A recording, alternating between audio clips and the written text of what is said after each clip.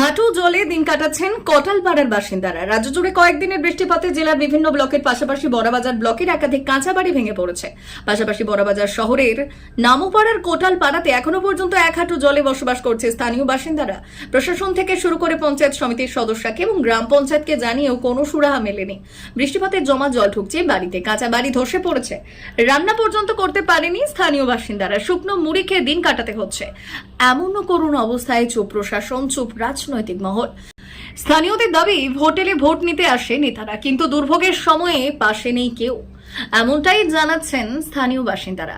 তাদের প্রত্যেকটি পরিবারে ছোট ছোট বাচ্চারাও রয়েছে। এই পচা জল আর দুর্গন্ধ ডেঙ্গুর আশঙ্কা করছে স্থানীয় বাসিন্দারা।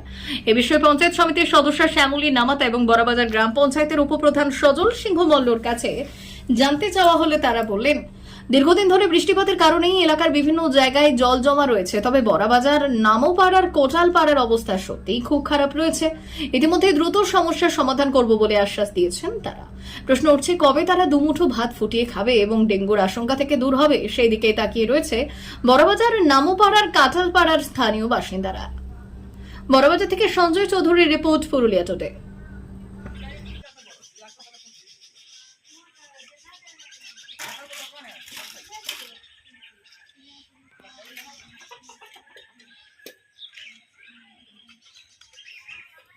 আপনাদের কতটা জল আছে?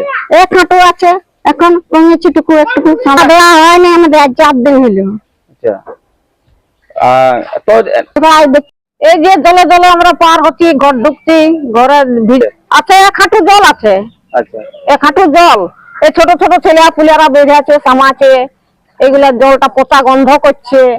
তাহলে আমাদের ভালো থাকেও আমরা খারাপ হয়ে যাব, রোগ বিয়াদ হয়ে যাবো ছেলে পুলিয়া, নিজেদেরও হবে।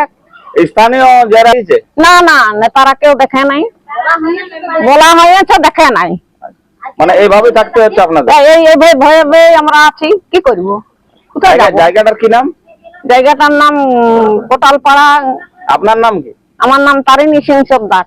এই সময় আপনারা তখন দৌড়ে নেতারা দৌড়ে আসবে, তাহলে আমরা কি করবো? থাকবো কি? খাচ্ছি না খাচ্ছি, কই কই তো আসছে নাই, আমাদের পাড়াকে দেখতে আসছেন নাই, তাহলে আমরা কি করবো? আপনারা বলে দেন।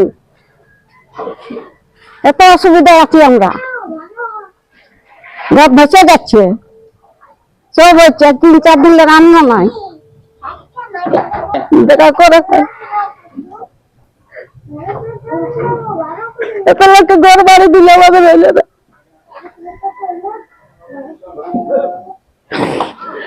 ছেলেরা করবে বলে তো পাচ্ছি না, সেগুলো ছেলেপিলাকে খাওয়াবে, কিন্তু ঘর করবে, এটা কোন ব্যবস্থা করবে না বাবা। মরেও থাকবে, কোনদিন মরেও থাকবো আমরা, তা তোমরা দেখবে না আমাদেরকে,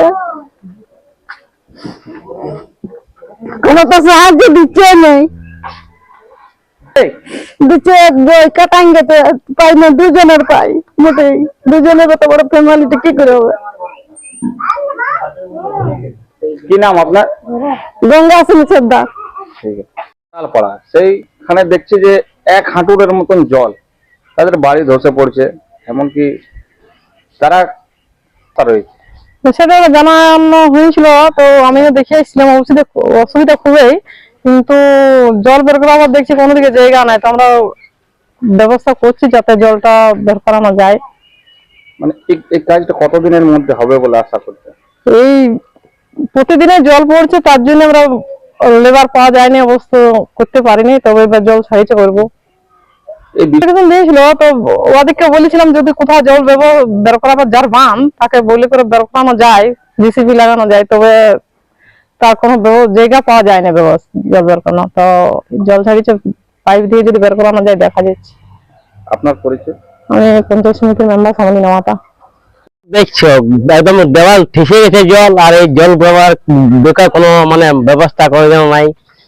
মানে পার্টিকে বলা হয়েছিল, দরখাস্ত দেওয়া হয়েছিল, উনি বলছে যে আমি দিয়েছি পঞ্চায়েতে, তখন ওনার কাছে খুঁজবো আমি দরখাস্ত, বলে তুমি দরখাস্ত দে, তখন ঠিক আছে আমি খুঁজছি। না না বলছে পঞ্চায়েতে আছে, উনি আমাকে দরখাস্ত দিলে নাই। তো তো আমি তো বলছি যে দরখাস্ত দেখ আমি কোনো ব্যবস্থা করবো। জলটা কি করে তোমার বর্ষার জল, চতুর্দিকে সামানছে বর্ষার জলে যে এটা ক্রিয়া, তার বগলে একটা গেড়ে আছে, ওটা ভরে গেছে, এটাও ভরে গেছে। ভয় এখন কি তোমার, এই রাতারাতি বাচ্চা ছিল স্কুল গেছে, প্রাইভেট গেছে, তাদের অসুবিধা।